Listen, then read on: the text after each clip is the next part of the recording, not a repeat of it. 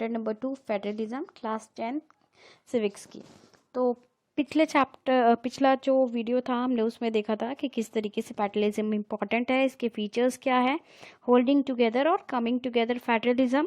और आज हम लोग कंटिन्यूएशन करने वाले हैं how federalism is practice. So federalism को किस तरीके से प्रैक्टिस किया जाता है। कॉन्स्टिट्यूशनल प्रोविजंस जो है बहुत इंपॉर्टेंट है फेडरलिज्म के लिए, लेकिन खाली कॉन्स्टिट्यूशनल प्रोविजन यानी कि अगर गवर्नमेंट ने कॉन्स्टिट्यूशन में लिखा हुआ है तो वो ही खाली नेसेसरी नहीं है, वो ही खाली जो है इम्पॉर्टेंट नहीं है। तो उसके लिए क्या करना चाहिए। अगर कोई भी फेडरल एक्सपेरिमेंट जो है, जैसे कि इंडिया की अगर हम लोग बात करें तो इंडिया में जो है कॉन्स्टिट्यूशन में लिखा गया है और उससे हम लोग जो है, जो हमारी स्टेट गवर्नमेंट है, जो हमारी सेंट्रल गवर्नमेंट है और लोकल गवर्नमेंट है, उसे फॉलो भी कर रही है। तो रियल सक्सेस जो है फेडरलिज्म की इंडिया में, वो उसके डेमोक्रेटिक नेचर की वजह से।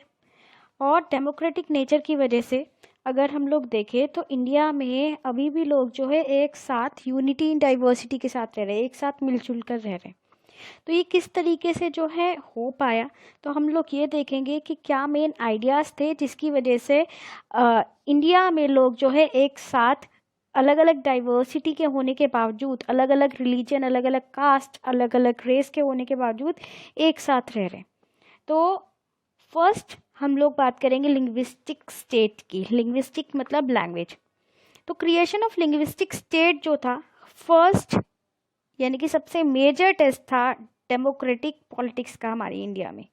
क्यों? क्योंकि इंडिया में अगर हम लोग देखें तो बहुत सारी लैंग्वेज बोलने वाले लोग हैं। इंडिया में जो है 1947 में अगर हम लोग देखें और 2019 तक बहुत सारे स्टेट जो है वो क्रिएट हुए, और स्टेट क्रिएशन के साथ साथ काफ़ी सारे जो ओल्ड स्टेट हैं उन्हें हटा भी दिया गया है और काफ़ी सारे न्यू स्टेट्स की फॉर्मेशन भी करी है। एरियाज, बाउंड्रीज, उनका नाम भी बहुत सारी जगह, यानी कि बहुत सारे जो जगह हैं उनका नाम भी चेंज जो है हो गया है। 1947 में जो काफ़ी सारे ओल्ड स्टेट्स की जो बाउंड्री थी उन्हें चेंज करके न्यू स्टेट्स में जो है कन्वर्ट कर दिया गया है, न्यू स्टेट की फॉर्मेशन कर दी गई है। और ये सारी चीज़ें किस वजह से हुई है? जो लैंग्वेज वहाँ पे स्पोक करी जाती थी, जो लैंग्वेज वहाँ पे बोली जाती थी। Some states were created not on the basis of language but to recognise differences based on culture, ethnicity और जोग्राफी। कुछ ऐसे भी स्टेट थे जो कि लैंग्वेज के बेसिस पर नहीं, लेकिन वहाँ के कल्चर, एथनिसिटी और जोग्राफी के बेस पर बनाए गए थे, जैसे कि नागालैंड, उत्तराखंड और झारखंड। तो ये इंडिया का पॉलिटिकल मैप है जो आप देख सकते हो। यहाँ स्टेट क्रिएशन किस तरीके से हुए थे, अलग अलग स्टेट्स जो है वो दिखाए हुए हैं, इंडिया का political map. So when the demand for the formation of state on the basis of language was raised, some national leaders feared that it could lead to the disintegration of the country. तो जब state की formation हो रही थी language के basis पर, तो उस टाइम पर कुछ लीडर्स को ये लग रहा था कि अगर लैंग्वेज के बेसिस पर स्टेट्स बनाए जाएं तो उसकी वजह से कंट्री जो है वो डिसइंटीग्रेट हो जाएगी, यानी कि वो अलग अलग हिस्सों में जो है वो बढ़ जाएगी। तो सेंट्रल गवर्नमेंट ने जो है लिंग्विस्टिक यानी कि लैंग्वेज के बेसिस पर स्टेट बनाने के लिए बहुत कुछ टाइम लिया, और उसके बाद एक्सपीरियंस करके कुछ स्टेट की फॉर्मेशन करी जो कि लैंग्वेज के बेसिस पर थी। अब देखेंगे लैंग्वेज पॉलिसी। सेकंड जो टेस्ट था इंडियन फेडरेशन का वो था लैंग्वेज पॉलिसी के ऊपर। हमारा जो कॉन्स्टिट्यूशन है उसने नेशनल लैंग्वेज जो है, ठीक है, नेशनल लैंग्वेज का स्टेटस जो है एक लैंग्वेज को दिया हुआ है, और हिंदी को जो है आइडेंटिफाई किया हुआ है ऑफिशियल लैंग्वेज। ठीक, तो हिंदी को जो है आइडेंटिफाई किया गया ऑफिशियल लैंग्वेज। क्यों? क्योंकि इंडिया में 40% ऐसे लोग हैं जो कि हिंदी लैंग्वेज बोलते हैं, हिंदी भाषा का इस्तेमाल करते हैं बोलने में। सो हिंदी भाषा को सेफगार्ड करने के लिए हिंदी भाषा को जो है ऑफिशियल लैंग्वेज का दर्जा दिया गया। और बहुत सारी ऐसी लैंग्वेजेस भी थी जो काफ़ी सारी जगहों पर बोली जाती थी। So therefore there were many safeguard to protect other languages. और अदर लैंग्वेजेस की अगर हम लोग बात करें तो 21 अदर लैंग्वेजेस को जो है शेड्यूल्ड लैंग्वेज में रिकॉग्नाइज किया गया, उन्हें शेड्यूल्ड लैंग्वेज का जो है रिकॉग्निशन मिला। अगर कोई भी कैंडिडेट सेंट्रल एग्जामिनेशन देना चाहता है, कोई भी सेंट्रल गवर्नमेंट पोजीशन के लिए यानी कि जॉब वगैरह के लिए अगर वो ऑप्ट करता है, अगर वो एग्ज़ाम देना चाहता है, तो वो इन 21 लैंग्वेजेस में से किसी भी एक लैंग्वेज में जो है एग्ज़ाम दे सकता है। States to have their own official language, जितने स्टेट्स हैं उनकी खुद की भी ऑफिशियल लैंग्वेजेस होती है। Much of the government work takes place in the official language of the concern state. ज़्यादातर जो गवर्नमेंट के काम होते हैं वो ऑफिशियल लैंग्वेज में ही होते हैं, जो कि उनकी खुद की कंसर्न स्टेट की है। यानी कि अगर किसी भी स्टेट की जो भी लैंग्वेज होगी ऑफिशियल लैंग्वेज, वो उस स्टेट में वहाँ का जितना भी काम काज होगा, जो भी एडमिनिस्ट्रेटिव वर्क होगा, उसी लैंग्वेज में ही होगा। तो अगर हम लोग बात करें तो श्रीलंका के जो लीडर्स थे, उन्होंने जो मेजर्स अडॉप्ट किए थे, हमारी कंट्री ने उसका उल्टा किया। ठीक है, उन्होंने जो हिंदी को बढ़ावा तो दिया, लेकिन कॉन्स्टिट्यूशन में इंग्लिश के यूज़ को यानी कि इंग्लिश लैंग्वेज को उन्होंने ऑफिशियल पर्पस के लिए जो है बंद करने की बात करी कि 1965 में the use of English for official purpose was to be stop, के ऑफिशियल पर्पस के लिए कोई भी इंग्लिश में काम जो है नहीं होगा, और इसीलिए जो है हिंदी को ऑफिशियल लैंग्वेज यानी कि कार्यालय की भाषा जो है वो नियुक्त किया गया था। काफ़ी सारे अगर हम लोग बात करें, हमारे इंडिया में बहुत सारे ऐसे भी लोग हैं जो कि नॉन हिंदी स्पीकर हैं, जो कि हिंदी लैंग्वेज में बात नहीं करते, इसलिए state demanded that the use of English continue. तो बहुत सारे स्टेट को ये लगा कि इंग्लिश भाषा को जो है कंटिन्यू रखना चाहिए। तमिलनाडु कि अगर हम लोग बात करें तो वहाँ पे एक वायलेंट फॉर्म ले लिया था, एक मूवमेंट वहाँ पे जो है हो गया था इसी बात को लेकर। सेंट्रल गवर्नमेंट ने जो है रिस्पॉन्ड किया और उसके बाद ये एग्री किया गया कि इंग्लिश और हिंदी दोनों को ही जो है ऑफिशियल पर्पस की भाषा के लिए इस्तेमाल किया जाए। यानी कि जो स्टेट अपने ऑफिशियल लैंग्वेज हिंदी रखना चाहता है वो हिंदी रखे, और जो इंग्लिश रखना चाहता है वो हिंदी रखे। काफ़ी सारे क्रिटिक्स जो थे उन्होंने जो है ये सॉल्यूशन दिया, फेवर्ड किया कि इंग्लिश स्पीकिंग एलाइड जो है यानी कि इंग्लिश बोलने वाले जो लोग जो थे वो इंग्लिश के फेवर में थे, और promotion of Hindi continues to be the official policy of the government of India. लेकिन हमारी जो सरकार थी उन्होंने हिंदी को ही बढ़ावा ज़्यादा देने की कोशिश करी। सो प्रमोशन का मतलब ये नहीं था कि सेंट्रल गवर्नमेंट जो है सारे स्टेट्स में हिंदी को ही इम्पोज कर रही थी, जैसे कि श्रीलंका के लोगों ने किया था, सिन्हाला लैंग्वेज को ज़्यादा जो है एम्फेसाइज किया था। लेकिन यहाँ पे फ्लेक्सिबिलिटी थी। जो इंडियन पॉलिटिकल लीडर्स जो थे उन्होंने श्रीलंका की तरह सिचुएशन नहीं होने दी, और जो स्टेट्स हिंदी और इंग्लिश जो भी अपनी ऑफिशियल लैंग्वेज रखना चाहते थे उन्होंने वो अपनी ऑफिशियल लैंग्वेज रखी। नेक्स्ट है हमारा centre state relations. So restructuring the center-state relation is one more way in which federalism has been strengthened in practice। यानी कि जो हमारी सेंट्रल और स्टेट गवर्नमेंट के बीच में जो चेंजेस जो आ रहे हैं, ठीक है, लगातार जो चेंजेस आ रहे हैं, तो वो एक एग्जाम्पल है कि किस तरीके से फेडरलिज्म जो है स्ट्रॉन्ग हो रहा है। यानी कि फेडरलिज्म की वजह से किस तरीके से दोनों जो लेवल है उनके बीच में जो बॉन्डिंग है वो स्ट्रॉन्ग हो रही है। How the constitutional arrangement for sharing power work in reality depends to the large extent on how the ruling parties and leaders follows this arrangement. तो ये जो कॉन्स्टिट्यूशनल अरेंजमेंट है पावर शेयरिंग के, यानी कि शेयरिंग ऑफ पावर के, जिस हिसाब से काम वगैरह करना चाहिए, वो काफ़ी हद तक जो भी पॉलिटिकल पार्टी लीडरशिप में है किस तरीके से वो शासन कर रहे हैं, किस तरीके से वो लोग जो है रूल कर रहे हैं, उसके ऊपर भी जो है डिपेंड करता है। अगर हम लोग बात करें फॉर अ लॉन्ग टाइम, अगर ज़्यादा समय तक अगर सेम पार्टी रूल कर रही है बोथ सेंटर और स्टेट में, तो उससे क्या होगा, उससे जो स्टेट गवर्नमेंट है उसके पास इतने राइट्स वगैरह नहीं आ पाएंगे फेडरल यूनिट्स के, क्योंकि सेंट्रल गवर्नमेंट जो है अपनी ही मर्जी उस पर थोपे जाएगा. So as and when the ruling party at the state level was different, अगर रूलिंग पार्टी स्टेट लेवल पे डिफरेंट होगी, that ruled at the central try to determine the power of the state, तो उस time भी जो है क्या होगा, तो जो सेंट्रल गवर्नमेंट थी वो स्टेट गवर्नमेंट की पावर को मिसयूज कर देती थी, जिसकी वजह से क्या हुआ, फेडरलिज्म जो है ठीक तरीके से लागू नहीं हो पाया. तो इसलिए ये फेडरलिज्म में नहीं होना चाहिए, यानी कि सेंट्रल गवर्नमेंट जो है स्टेट गवर्नमेंट की किसी भी पावर को, किसी भी जो है डिसीजन को इंटरप्ट नहीं करे. So all this change significantly after 1990. 1990 के बाद काफ़ी सारे बदलाव आए, और ये जो टाइम पीरियड था वहाँ पर रीजनल पॉलिटिकल पार्टीज़ जो थी बहुत सारी हमारे स्टेट में उभर कर, हमारी जो कंट्री है अलग अलग स्टेट्स में रीजनल पार्टीज़ जो है उभर कर आई, और ये एक शुरुआत रही कोलिशन गवर्नमेंट की, यानी कि कोलिशन गवर्नमेंट जिसे गठ बोलते हैं वो यहाँ पे शुरुआत हुई. इसमें क्या था कि no single party got a clear majority in the Lok Sabha, एक सिंगल पार्टी को क्लियर मेजॉरिटी वोट्स नहीं मिले लोकसभा में.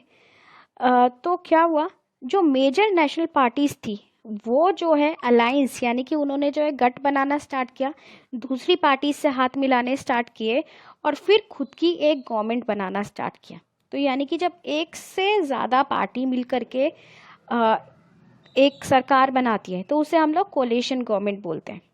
So this led to a new culture of power sharing and respect for the autonomy of the state government.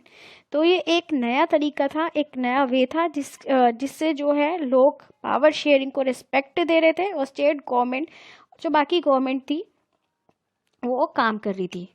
सो ये जो trend है अभी भी इंडिया में देखा जाता है, अभी भी काफ़ी सारी जगहों पर जो है कोलिशन गवर्नमेंट फॉर्म होती है, और इसे जो है सुप्रीम कोर्ट का जो जजमेंट जो है सुप्रीम कोर्ट जो है उन्होंने भी इस जो कोलिशन गवर्नमेंट है उसको सपोर्ट किया है. और जो हमारा कोर्ट था सुप्रीम कोर्ट, उसने ये भी फैसला किया कि सेंट्रल गवर्नमेंट किसी भी तरीके से स्टेट गवर्नमेंट को अगर कोई भी वो फैसला लेती है, कोई भी किसी भी मैटर में अगर वो डिस्कशन करती है तो वो उसे जो है भंग नहीं कर सकती है, उसके फैसले को इंटरप्ट नहीं कर सकती. इसलिए federal power sharing is more effective today. ठीक है, पिछले अगर हम लोग सालों में कंपेयर करें तो फेडरल फॉर्म ऑफ गवर्नमेंट अब ज़्यादा जो है सही तरीके से इंडिया में चल रही है, ना कि पहले. सो कॉन्स्टिट्यूशन में जो चेंजेस आए हैं उसके बाद ये सारी चीज़ें हुई है. और नेक्स्ट हम लोग देखेंगे लिंग्विस्टिक डाइवर्सिटी ऑफ इंडिया, कि किस तरीके से लैंग्वेज, जैसे मैंने पहले ही बताया था कि इंडिया में बहुत सारे ऐसी जगह हैं जहाँ पे अलग अलग लैंग्वेजेस बोली जाती है, जैसे कि भोजपुरी, मगधी, बुंदेलखंडी, छत्तीसगढ़ी, राजस्थानी, और ये सारी जो है हिंदी के अंडर आती है. 121 मेजर लैंग्वेजेस है सेंसस के हिसाब से. 22 जो है लैंग्वेजेस वो शेड्यूल्ड लैंग्वेजेस है, जिन्हें शेड्यूल्ड लैंग्वेज बोला जाता है, और बाकी सारी नॉन शेड्यूल्ड लैंग्वेज है. और हमारी मदर टंग जो है वो हिंदी है, तो ये बताया हुआ है इसमें. फिर उसके बाद हमारा नेक्स्ट टॉपिक है डिसेंट्रलाइजेशन इन इंडिया. डिसेंट्रलाइजेशन की अगर हम लोग बात करें तो फेडरल गवर्नमेंट जो है उसमें 2 से ज़्यादा टीयर्स होते हैं गवर्नमेंट के. अभी तक हमने ये देखा था, तो 2 से ज़्यादा जो टीयर्स है गवर्नमेंट के, अब हम लोग उसके बारे में पढ़ेंगे. इंडिया जैसी वास्ट कंट्री जो है, क्योंकि हमें पता है इंडिया जो है बहुत बड़ा देश है, तो उसे चलाने के लिए खाली सेंट्रल गवर्नमेंट जो है इंडिया को रूल नहीं कर सकती. तो स्टेट्स जो हैं इंडिया में वो भी बहुत बड़े बड़े, एक इंडिपेंडेंट कंट्री की तरह. अगर हम लोग कंपेयर करें तो बहुत सारे, जैसे हमने फर्स्ट चैप्टर में देखा था श्रीलंका और बेल्जियम को, कि वो हरियाणा स्टेट के बराबर थे या हरियाणा से छोटा स्टेट था. तो उस तरीके से मध्य प्रदेश जो है वो रशिया से बड़ा है, महाराष्ट्र जो है हमारा जर्मनी से बड़ा है. तो इन्हें रूल करने के लिए, इतने बड़ी जगहों को ठीक से डेवलपमेंट लाने के लिए, ठीक से जो है मेंटेन करने के लिए हमने क्या किया, हमारी गवर्नमेंट ने जो है फेडरल फॉर्म ऑफ गवर्नमेंट अपनाया और फेडरलिज्म में डिसेंट्रलाइजेशन किया. डिसेंट्रलाइजेशन क्या होता है कि कुछ पावर जो है सेंट्रल गवर्नमेंट से लेकर के लोकल गवर्नमेंट को दे दी जाए, तो उसे डिसेंट्रलाइजेशन बोलते हैं. तो एक पावर शेयरिंग की यहाँ पे ज़रूरत पड़ी। फेडरल पावर शेयरिंग जो है इंडिया में हर एक टेयर के लिए बहुत इम्पॉर्टेंट था और इसीलिए जो है डिसेंट्रलाइजेशन दिया गया, डिसेंट्रलाइजेशन करा गया और थर्ड टायर ऑफ गवर्नमेंट बनाई गई जिसे हम लोग लोकल गवर्नमेंट के नाम से जानते हैं। सो लोकल गवर्नमेंट जो है क्या काम कर रही थी, किस तरीके से काम करना चाहिए, क्या उसके फीचर्स है, वो हम इस टॉपिक में पढ़ने वाले हैं। So when power is taken away, क्या होता है decentralisation? When power is taken away from central and state government and given to local government is called decentralisation. जब पावर जो है सेंट्रल गवर्नमेंट से स्टेट गवर्नमेंट में और स्टेट गवर्नमेंट से लोकल गवर्नमेंट में दे दी गया है, तो इस प्रोसेस को हम लोग डिसेंट्रलाइजेशन बोलते हैं। अब ये डिसेंट्रलाइजेशन क्या है? So the basic idea behind decentralization is that there are a large number of problems and issues which are best settled at the local level. जैसे कि हमें पता है कि इंडिया जो है बहुत बड़ी कंट्री है और हर एक बड़ी कंट्री में या कोई भी एक बड़ी कंट्री हो तो क्या होता है, उसकी प्रॉब्लम भी बहुत ज़्यादा होती है और हर एक छोटी से छोटी प्रॉब्लम सॉल्व करने के लिए हम लोग सेंट्रल गवर्नमेंट पे डिपेंड नहीं रह सकते। तो इसीलिए कुछ पावर्स जो है लोकल गवर्नमेंट को दे दी गई ताकि इन प्रॉब्लम्स को जो है ठीक से सॉल्व किया जा सके। क्यों? क्योंकि लोकल लेवल की जो गवर्नमेंट होती है, लोकल लेवल जो होता है, वहाँ के लोगों को वो बहुत ही अच्छी तरीके से जानते हैं क्या उनकी प्रॉब्लम है, कैसे उसे सॉल्व किया जा सकता है, बेटर आइडियाज़ दे सकते हैं, कहाँ पर पैसा खर्च करना चाहिए, किस जगह पर खर्च करना चाहिए। जैसे सपोज करें एक छोटा सा गांव है तो उस छोटे से गांव में जो है पानी की समस्या है या जो है पढ़ाई लिखाई के लिए स्कूल्स वगैरह नहीं है, तो वहाँ की सरकार, वहाँ के जो लोकल लोग हैं उन्हें ज़्यादा बेहतर पता होगा। इसलिए वहाँ की जो लोकल सरकार है, जो पंचायत है या जो लोकल गवर्नमेंट है, वो उनकी प्रॉब्लम को बहुत अच्छे से जो है लोकल लेवल पर सॉल्व कर सकती है। इसीलिए डिसेंट्रलाइजेशन को जो है लागू किया गया। सो लोकल लेवल पे अगर हम लोग बात करें तो लोग जो है डायरेक्टली पार्टिसिपेट कर सकते हैं डिसीजन मेकिंग के लिए और इससे क्या होगा, इससे एक डेमोक्रेटिक पार्टिसिपेशन जो है क्रिएट होगा, यानी कि लोग जो है डेमोक्रेसी में पार्टिसिपेट करेंगे। जब वो बताएंगे अपनी प्रॉब्लम और लोकल गवर्नमेंट उनकी हेल्प करेगी तो ऑब्वियसली लोग जो है, लोग भी पार्टिसिपेट कर रहे हैं पॉलिटिक्स में और इस तरीके से लोकल सेल्फ गवर्नमेंट जो है बनाई गई। लोकल सेल्फ गवर्नमेंट की अगर हम लोग बात करें तो हम लोग पंचायत, म्यूनसिपैलिटी, म्यूनसिपल कॉर्पोरेशन के नाम से लोकल सेल्फ गवर्नमेंट को जानते हैं। So the need for decentralisation was recognised in our constitution. हमारे कॉन्स्टिट्यूशन में जो है देखा गया कि किस तरीके से डिसेंट्रलाइजेशन की ज़रूरत है। उसके बाद बहुत सारे अटेम्प्ट्स किए गए पावर को डिसेंट्रलाइज करने के लिए, जो कि अलग अलग शहरों में और गांवों में हो सके, यानी कि पावर को जो है अलग अलग गांवों में, अलग अलग शहरों में जो है बांटा जाए। So panchayat in villages and municipalities in urban area, तो गांवों में पंचायत बनाई गई और म्यूनसिपैलिटीज़ अर्बन एरियाज़ में बनाई गई, यानी कि पावर को शेयर करके जो है लोकल लेवल में बांटा गया और गांवों में, विलेजेस में जो है पंचायत को बांट दी गई पावर और शहरों में जो है म्यूनिसिपैलिटी या म्यूनिसिपल कॉर्पोरेशन में बांट दी गई, वो भी अर्बन एरिया में। सो इससे क्या हुआ, ये जो गवर्नमेंट थी ये डायरेक्टली कंट्रोल में तो थी स्टेट गवर्नमेंट की, लेकिन फिर भी इनके पास इतनी पावर दे दी गई कि ये अपने एरिया में डेवलपमेंट जो है वो करवा सके। तो डेवलपमेंट किस तरीके से करवाया जाए, अब कैसे जो है ये रूल कर सकते हैं? सबसे पहले तो इलेक्शंस जो है लोकल गवर्नमेंट में रेगुलर करवा दिए गए, यानी कि जैसे हर 5 साल बाद जो है विधायक वगैरह के, एमएलएस के जो इलेक्शंस होते हैं, उसी तरीके से जो है यहाँ पर लोकल गवर्नमेंट के जो है इलेक्शंस क्रिएट करवाए गए।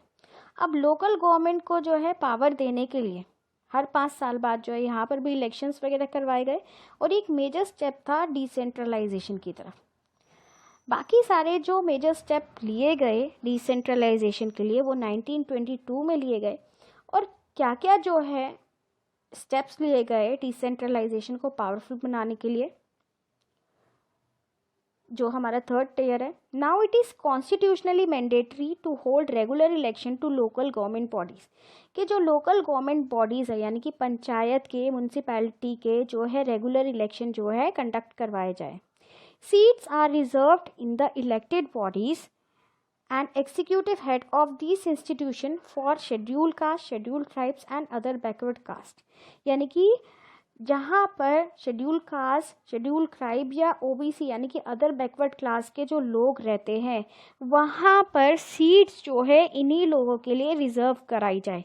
यानी कि क्यों? क्योंकि अपने लोगों की प्रॉब्लम ये लोग ज़्यादा जो है समझेंगे, तो इसीलिए इन जगहों पर यही लोग जो है इलेक्शंस के लिए खड़े होंगे. At least 1/3 of all position are reserve for women. 1/3 यानी कि 1/3 जो पोजीशन है वो औरतों के लिए, जो सीट्स है वो औरतों के लिए जो है रिजर्व करी गई. An independent institution called the State Election Commission has been created in each state to conduct panchayat and municipal corporation. जैसे हमारा इलेक्शन कमीशन होता है, क्लास 9th में आप लोगों ने पढ़ा होगा, उसी तरीके से स्टेट इलेक्शन कमीशन को जो है ये काम सौंपा गया कि वो म्यूनसिपैलिटी और पंचायत के यानी कि जो लोकल लेवल के जो इलेक्शंस है उसे कंडक्ट करवाए. उसकी सारी रिस्पॉन्सिबिलिटी जो है इसके ऊपर है. The state government are required to share some powers and revenue with local government bodies. तो जो स्टेट गवर्नमेंट है वो अपनी कुछ पावर और कुछ जो रेवेन्यू यानी कि जो टैक्स वगैरह वो कलेक्ट करती है वो किसके साथ शेयर करेगा? लोकल गवर्नमेंट के साथ शेयर करेगा, यानी कि पंचायत और म्यूनसिपैलिटीज़ के साथ जो है शेयर करेगा. सो रूरल लोकल गवर्नमेंट को जो है अलग अलग नाम से जाना जाता है और हमारे देश में इसे पंचायती राज के नाम से जाना जाता है. ईच विलेज और a group of village in some state has a gram panchayat. हर गांव में या एक ग्रुप ऑफ विलेजेस, कुछ गांव मिला करके एक ग्राम पंचायत बनाते हैं. और ग्राम पंचायत में क्या होता है? क्या होती है gram panchayat? This is a council consisting of several ward member. ये काउंसिल होती है जो कि बहुत सारे वार्ड मेंबर मिलकर के इसे बनाते हैं. और ये वार्ड मेंबर कौन होते हैं? इनमें से कुछ पंच होते हैं और प्रेसिडेंट होता है जिसे हम लोग सरपंच के नाम से जानते हैं, जो कि हेड होता है पंचायत का. They are directly elected by all the adult population. जितने भी एडल्ट पॉपुलेशन होते हैं यानी कि 18 साल से ऊपर की जो भी पॉपुलेशन होगी उस गांव में, वो सारे के सारे मिलकर के पंच को और सरपंच को जो है वो इलेक्ट करेंगे विलेज में. It is the decision making body for the entire village. जो भी डिसीजन लिया जाएगा वो पंचायत के द्वारा लिया जाएगा. और पंचायत क्या करेगी? पंचायत जो है वो वर्क करेगी under the supervision of gram सभा के अंडर. जितने भी वोटर्स हैं एक गांव के वो सारे के सारे इसके मेंबर होंगे, यानी कि ग्राम सभा के मेंबर होंगे. और it has to meet at least twice और thrice in a year to approve the annual budget. Annual budget को अप्रूव कराने के लिए साल में 2 या 3 बार उनकी एक मीटिंग होगी, यानी कि मीटिंग क्रिएट की जाएगी जिसमें वो लोग कहाँ पर कितना पैसा खर्चा करना है ये सारी चीज़ जो है डिस्कस करेंगे. और ये सब कौन कर रहा है? ये ग्राम पंचायत कर रही है. ठीक है, यानी कि लोकल गवर्नमेंट कर रही है. लोकल गवर्नमेंट स्ट्रक्चर जो है डिस्ट्रिक्ट लेवल तक होता है. और डिस्ट्रिक्ट लेवल पे अगर हम लोग बात करें, कुछ ग्राम पंचायत जो है यहाँ पे ग्रुप करी जाती है और वो ग्रुप करके हमारी पंचायत समिति या ब्लॉक मंडल बनाती है. यानी कि अलग एक डिस्ट्रिक्ट में जो है अलग अलग गांव के जो पंच होंगे वो जो भी पंच है या जो भी मेंबर है वो एक साथ आएंगे और एक पंचायत समिति बनाएंगे या एक ब्लॉक बनाएंगे या एक मंडल बनाएंगे. The members of this representative body are elected by all the panchayat member in this area. जो भी रिप्रेजेंटेटिव होगा यहाँ का, जो भी मेंबर बनाया जाएगा, उसे कौन इलेक्ट करेगा? जितने भी पंचायत के मेंबर हैं उस एरिया के वो सारे मिलकर के इलेक्ट करेंगे. ऑल द पंचायत समितिस और मंडल इन अ डिस्ट्रिक्ट टुगेदर. जितने भी पंचायत समिति और मंडल एक साथ एक डिस्ट्रिक्ट में वो साथ में मिलकर के क्या करेंगी? एक ज़िला परिषद बनाएंगी. ठीक है, यानी कि ज़िला परिषद बनाया तो किस तरीके से हमने देखा कि एक गांव में पंचायत बनाई गई, पंचायत, फिर हमने ग्राम सभा देखा, ग्राम सभा से हमने देखा किस तरीके से एक मंडल बनाया गया, और मंडल से हमने देखा एक जिला परिषद बनाया गया। मोस्ट मेंबर ऑफ द जिला परिषद आर इलेक्टेड मेंबर्स। जितने भी ज़्यादातर जो मेंबर्स होते हैं जिला परिषद के, उन्हें इलेक्ट किया जाता है, यानी कि वोट देकर चुना जाता है। जो मेंबर्स हैं हमारे लोकसभा के, यानी कि जो हमारे एमएलएस हैं डिस्ट्रिक्ट के, और बाकी कुछ ऑफिशियल्स जो है डिस्ट्रिक्ट लेवल के, वो जो है इसके मेंबर्स होते हैं, यानी कि ज़िला परिषद के, यानी कि डिस्ट्रिक्ट के जो है मेंबर होते हैं। और ज़िला परिषद का एक चेयरपर्सन होता है जो कि पॉलिटिकल हेड होता है ज़िला परिषद का। इसी तरीके से लोकल गवर्नमेंट बॉडीज़ की अगर हम लोग बात करें जो अर्बन एरियाज़ में है, अभी तो हमने देखा गाँवों में जो थी, अर्बन एरियाज़ में जो है तो वहाँ पर म्यूनिसिपैलिटीज़ होती है जो कि टाउन्स में होती है, और बिग सिटीज़ में जो बहुत बड़े शहर होते हैं वहाँ पे म्यूनिसिपल कॉरपोरेशन होती है। दोनों ही म्यूनिसिपैलिटीज़ और म्यूनिसिपल कॉरपोरेशन जो है वो जो है इलेक्टेड बॉडीज़ से कंस्टिट्यूट किए जाते हैं, यानी कि इसके भी इलेक्शन होते हैं। और म्यूनिसिपल चेयरपर्सन जो है पॉलिटिकल हेड होता है म्यूनिसिपैलिटी का, यानी कि जो म्यूनिसिपल चेयरपर्सन होगा वो हेड होगा म्यूनिसिपैलिटी का। और म्यूनिसिपैलिटी कॉरपोरेशन में एक ऑफिसर होता है जिसे हम लोग मेयर के नाम से जानते हैं। और मेयर क्या करता है, मेयर अपने शहर की क्या क्या ज़रूरतें हैं, क्या क्या चाहिए चीज़ें, जो भी चीज़ें चाहिए होगी उसकी देख रेख करता है।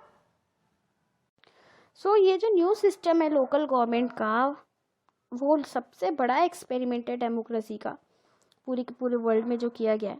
About 36 lakh representatives in the panchayat and municipalities all over the country. कम से कम 36 लाख लोगों को जो है इलेक्ट किया गया है, रिप्रेजेंटेटिव्स बनाए गए हैं पंचायत में और म्यूनसिपैलिटीज़ में।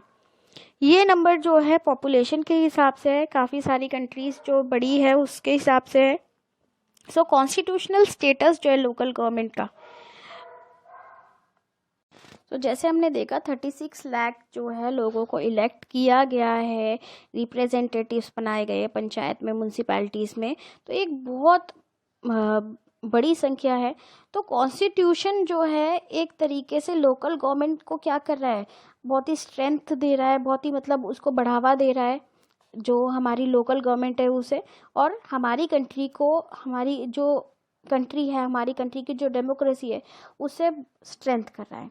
इसी के साथ अगर हम लोग देखें तो वुमेन रिप्रेजेंटेटिव्स जो है वो भी हमारी कंट्री में बढ़े, और इसी के साथ साथ जो डिफ़िकल्टीज़ हैं वो भी सॉल्व वगैरह करी जा रही है। इलेक्शंस जो है रेगुलरली हेल्ड हो रहे हैं, ग्राम सभा के जो इलेक्शंस है वो भी रेगुलरली जो है हो रहे हैं, यानी कि हर 5 साल बाद जो इलेक्शंस जो है कंडक्ट करवाए जा रहे हैं। Most state government have not transferred significance power to the local government. अभी भी कुछ ऐसी सरकारें हैं, स्टेट गवर्नमेंट है, जिन्होंने लोकल गवर्नमेंट को इतनी जो है पावर नहीं दी है। Nor have they given adequate resources, ना ही उन्होंने जितनी रिसोर्स उन्हें चाहिए थी उतनी उनको दी है। We are thus still a long way from realising the ideal of self government. अभी भी कुछ जगह मतलब इतनी कोशिश वगैरह नहीं करी गई है, काफ़ी हम लोग दूर हैं कि हम लोग जो है स्टेट गवर्नमेंट से सेंट्रल जो लोकल गवर्नमेंट है उसको डेवलप करें, या क्योंकि बहुत सारे जो गांव वगैरह है उनको पावर अभी तक नहीं दी गई है। तो ये सारी चीज़ें हमने इस चैप्टर में पढ़ी है। I hope the chapter is clear. Thank you for watching the video.